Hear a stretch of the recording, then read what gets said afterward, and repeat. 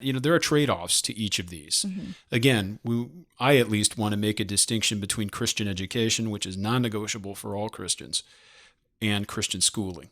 Christian schooling, there are ways for Christian families to be faithful, engaging in all these different forms. Some may have more advantages than others, but at least one thing we want to mention is there are trade-offs of all kinds, whether you are sending your kids to public school, doing homeschool, doing some sort of hybrid, like a co-op model, or sending them to a private school, whatever the type may be.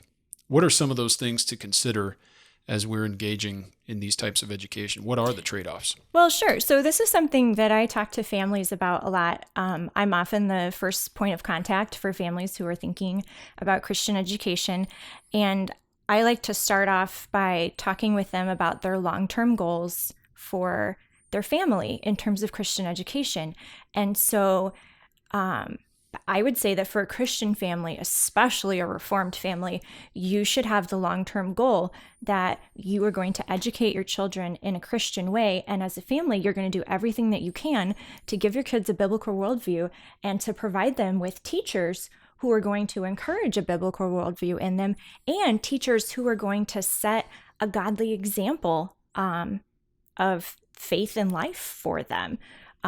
We want our children to respect their teachers and to listen to them and to obey them. We teach our children to obey those who are in authority over them.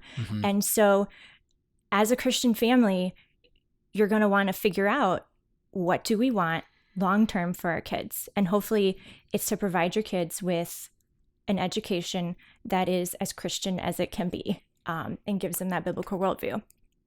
When you approach that, I think it's good to approach it on a year-by-year basis with that long-term goal in mind, but looking at your family situation. Are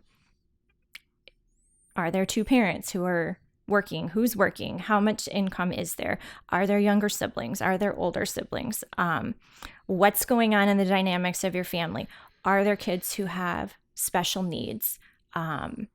What are the circumstances in our family this year? And we're going to look at what we can do. How can we implement our long-term goal of Christian education for our family this year?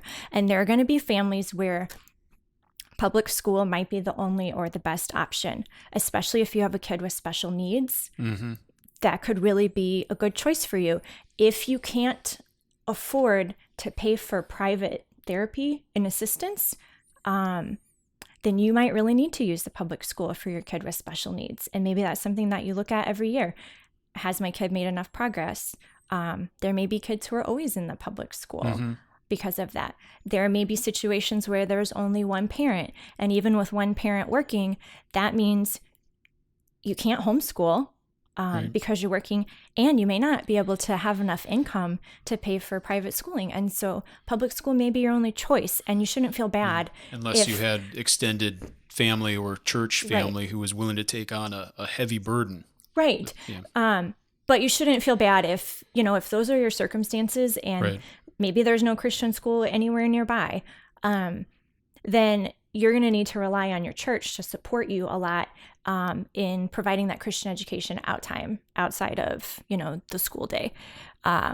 So it's available, it's free, other than tax paying, and sometimes it might be the only way to meet your needs. So there's public school.